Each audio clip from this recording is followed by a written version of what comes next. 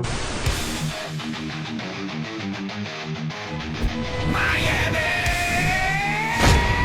To mission control, we have liftoff. Phinhub! Phinhub! We talking Dolphin City! Phinhub, Phinhub! Yeah! It's that Dolphin Show! Phinhub!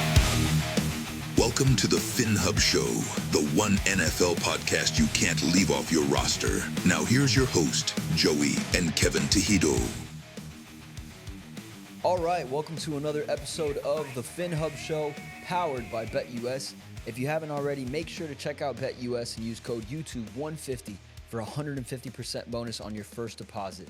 That's YouTube150 for a 150% bonus. Get started on BetUS today. So the Miami Dolphins take care of business against the Jets at home in a crazy game that went into overtime. The Miami Dolphins looked like they were potentially about to lose a game to yet another field goal, but Tua was able to march down the field, I believe, with less than a minute left to go in the game. Sanders kicks, was it a 57-yard field goal to tie the game? The Dolphins get the ball to start overtime and then finish the game with a touchdown pass to Jonu Smith, who was quiet for the entirety of the regular game. The first through fourth quarter, he had no catches. He had one target, but in OT, he went for 3 receptions, 44 yards, and a touchdown to win the game for the Dolphins. So really big overtime performance from Tua and from Jonu Smith, connecting on an amazing pass. Great touch pass, great placement of the ball, and I was really happy with that victory. Yeah, it seemed at first Jonu Smith was like the ultimate safety blanket, but now he's just turning into a trusted, reliable threat in this offense. I love exactly what Tua's doing with him. I love Jonu Smith as a player. I think he's fantastic. I think he has the right mentality. He's a leader of men. But yeah, man, for him to come through without getting one catch the whole game, come through in OT, and then be able to still get 44 yards, a touchdown. You know what I'm saying? For a tight end, those are good numbers, right? Yeah. And, make the biggest catch of the game in that throw from Tua, which I want to say. A lot of people on X, there's one specific person I have in mind. I'm not going to mention him, talking about ball placement, and Tua's not good at it, apparently. Or he's missed on a couple throws. We start retracting our statements and we start saying other things, and basically when it really doesn't make sense. Right. But how beautiful was that ball that Tua put in the end zone? Amazing ball. It was fantastic. And what did it show on that one play? You give Tua a little bit more time, Tua can make any throw. He's gonna make it look beautiful. It's gonna be it's always a layup in their hands, right? Like that one throw that Tua threw with anticipation to Tyreek Hill. Yeah, that was a nice. It was like really nice it looks like it's almost like he's like lobbing it up to Tyreek, and right. Tyreek just goes like this. It's not some beaming catch that he has to catch. It's beautiful. It's beautiful what Tua has with these receivers, with Jonu Smith. And here's actually it's funny because I know a lot of people were wondering, myself included, why Jonu Smith wasn't more involved earlier in the game. But apparently Tua and Jonu had to go to Mike McDaniel and tell him, like, hey, let's get him the ball. Yeah. And here's actually what Tua had to say about that. I think I think Jonu came up to Mike and had to have said something to Mike to get him more included, maybe. And that's what ended up happening. And it's super cool because throughout the game, he never said anything. When he got targeted once, it wasn't a drop. It was like that was on me. And so after that, not seeing the ball, that can get this, that can be discouraging. But, he never blinked, and we gave him opportunities off that first screen. Like, that was a tip ball. Just the focus that he had to still catch that was great. And that's Jonu being Jonu, man. This is a different Jonu that you guys seen, So this is the new and improved Jonu. So, yeah, Mike McDaniel obviously taking some pointers and listening to Tua and Jonu on that, and thank God for that because they were able to win the game for us there in that overtime. And I've been really impressed with Jonu. Love what he brings to the team. We haven't had a tight end like this since forever. So It's a really nice added wrinkle to this offense, something that the Miami Dolphins really, really needed last year. Desperately. Things are looking good. The Miami Dolphins up their chances of making the playoffs, and even though it's still not a huge chance, they range anywhere from 8 to 17%, depending on the platform, wherever you're reading it. So still not great odds, but the Miami Dolphins are still very much alive and fighting for that wild card spot. Yeah, look, the percentages, it doesn't really matter. At this point, we know what we have to do. We know we have to take care of business on our side to even have a chance. So we just got to keep winning. The good thing is that these teams that are in the wild card spots are playing each other, right? So we got so basically Denver's playing the Colts. You know, the Ravens are playing a bunch of other teams that can basically take some wins from them. Chargers as well. So there is a chance that we still make the playoffs. I know we're not eliminated from contention, so there is something to watch every week. It's a lot of fun actually watching Tua out there, and let's see, man. Things need to align perfectly, but we do have a chance. So yeah, I think there's also a few different paths. It's not like there's just one path. exactly. The Dolphins do have to take care of business and control what they can, which is winning their own game. So if the Miami Dolphins can do that, they're in a much better spot. So as long as they can keep winning games, we're looking good. But yeah, Tua's stats since his return have been amazing. They've been beautiful. One of the best quarterbacks in the league since his return from concussion. And backing that up is a lot of analysts, a lot of former players. Drew Brees, notably, is one of these guys that has been in awe of Tua lately. Another guy that really loves what Tua's doing is Kurt Warner. So some big names with a lot of praise for Tua, and you love to see it. Tyreek Hill also had some really nice things to say about Tua and how Tua has really become that leader, and he mentioned his standard, Tua's standard. So here's what Tyreek had to say about that. You know, Tua, man, he's been playing lights out, man. I think he doesn't get enough credit for, you know, the things that he does outside of making plays. You know, whether that's getting us, you know, lined up correctly. Me and him had a moment whenever I ran like a route the wrong way. He came to me, you know, and told me exactly how, you know, I needed it to run it.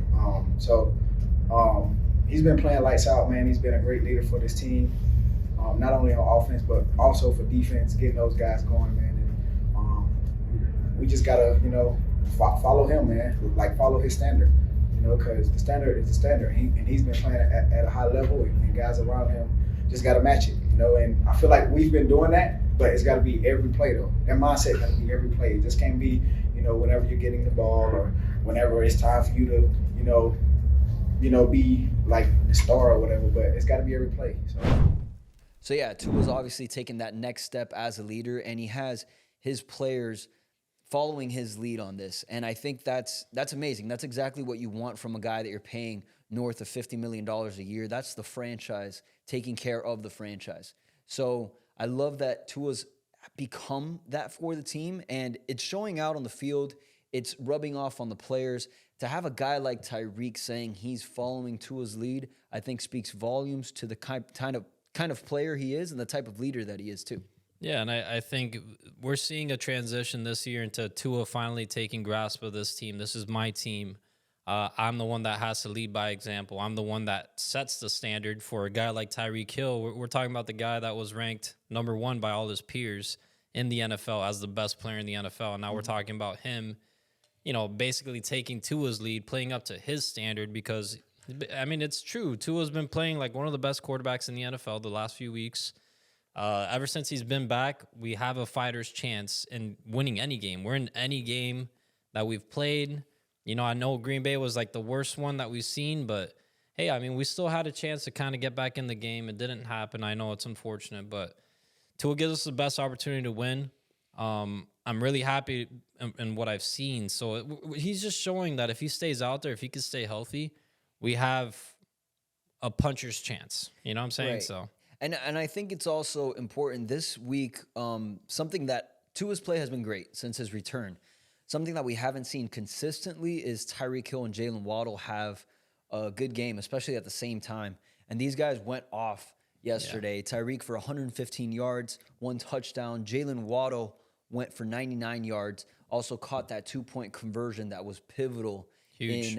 in this game. So they had a really good game together. Tua was able to spread the ball around to them, and I was really happy that we were able to get these guys going, even without those massive plays that we were used to from years prior. It's not those bombs. That Tua's finding a new way. Jalen Waddle and Tyreek Hill, they're working within this new look offense the Miami Dolphins are trying to implement here. Yeah, I just want to see McDaniel get a little bit more creative on that goal line, man. It's just so hard for us to get 1 yard, and it's incredible. I don't understand why it's such a thing. There has to be something we can do, and I think the solution's already on our roster. I think part of it, and that's Isaiah Wynn. I think he needs to be thrusted into that starting lineup. I know maybe they don't want to shake things up too much because we've had Rob Jones out there the whole year, and I don't want to even say it's working. It's just serviceable at this point, right? But yeah, man, if we can get that going, if we can get a bigger back like a Jeff Wilson, I mean, we saw him for 2 plays. Yeah. He single-handedly got us a crucial first down, right? So, I mean, one was off of receiving, and then he actually ran the ball on a 3rd and what? It was like a 3rd and 2, right, yeah. I don't know what it was, but I mean, I know he got us a first down. I feel like he runs with really good vision, in between the tackles, and he has a little bit more pop than these guys. So yeah, I want to see him get the ball in those short yardage situations a little bit more. And we were talking about it during the game. There was a situation that we were at the goal line, and I'm like, to make a statement, run it 3 times. Run it 3 times to get that 1 yard. You know what I'm saying? But I'm just sick of seeing Devon Achane in there for a 1 yard gain. Like, bro, get one of these bigger backs in there. Get a Jalen Wright. Get a Jeff Wilson. When Mostert comes back, maybe get Mostert. Give the ball to Ingold. I don't know. Like, switch it up because Achane is a fantastic back. Actually, he's one of my favorite players on this team, but he's not going to get you that 1 yard consistently. So we got to start showing something else. Yeah, I think in total, the Dolphins' run game has been lacking. And it's actually, interestingly enough, the correlation tends to lie with Austin Jackson being out of the lineup. Since Austin Jackson has been out of the lineup, the Miami Dolphins' run game has gone downhill. So if you see these stats here, it's just a completely different look since Austin Jackson's been out. I also do think that our personnel, especially in goal line situations, has been terrible. We could definitely use Isaiah Wynn in the run game, but also, like you mentioned, Devon Achane being the smallest running back for the Dolphins and being put into those 3rd and short or whatever goal line situation when you need that 1 yard, I don't think he's the right guy for that job. And no detriment to him. I think he's a great player. He's fantastic. It's just that's not the kind of guy that you want running in between the tackles in that situation. You want a bigger back. I think actually any of our running backs would be better suited for that role. So, I believe so. It's interesting that Mike McDaniel keeps going to Devon Achane in that situation, but hopefully he learns from that. And don't get me wrong, it's not like he can't get that yard. It's just the line is not providing him the space to get those yards. You know what I'm saying? And we saw it against the Green Bay Packers. It was like he had a walk-in touchdown, but Kendall Lamb whiffed on a block, and the guy was instantly able to take him down. The problem that we're having here is that he doesn't have a chance. Once he gets grabbed, I mean, he's going down. You know what I'm saying? So he doesn't have any space to run. He doesn't. So I mean, and that's his game. He's fast. He's running away from people, not getting contact and getting yards after contact. So, there's a way to do it. I think they're going to figure something out, but it just needs to happen soon if we're going to continue winning games and possibly go to the playoffs. So we got to figure that out. Yeah, so Dolphins, obviously, like we said before, they're still very much in the fight. Dolphins obviously getting a win against the Jets, which is always sweet. An AFC East rival. Love beating the Jets. Love beating the Jets with Aaron Rodgers even more.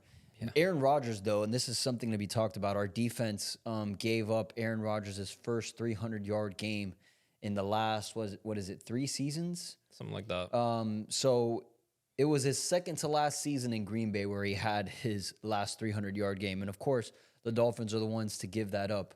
So the Dolphins definitely need to shore up this defense. I think that's our biggest issue right now. Anthony Weaver needs to step up his game here in the last few games that we have, especially if we're trying to make any kind of noise if we get into the playoffs. That defense is really going to have to step it up a few notches. Yeah, I think a big part of that is if we can get Chubb back and if he can look remotely close to what he did last year, it's going to change things a little bit. We're going to be able to add a little bit more pressure to the quarterback. That's the thing, man. If these quarterbacks have time, corners can't, lock down their wide receivers the whole time. You know what I'm saying? So we need to get more pressure off the edge. I think Chop has been fantastic. I think if we can get someone on the other side, basically collapsing the pocket, making the quarterbacks make some, move up in the pocket. We have a guy like Sealer in the middle that can get some push and maybe grab the quarterback after that. So I think that's what we're missing. That's the biggest thing for this defense. If you guys haven't already, make sure to check out BetUS and use code YouTube150 for a 150% bonus on your first deposit. That's YouTube150. Get started on BetUS today. But that's going to do it for today, guys. If you haven't already, make sure to give the video a thumbs up, subscribe, and we'll catch you in the next one. Fins up.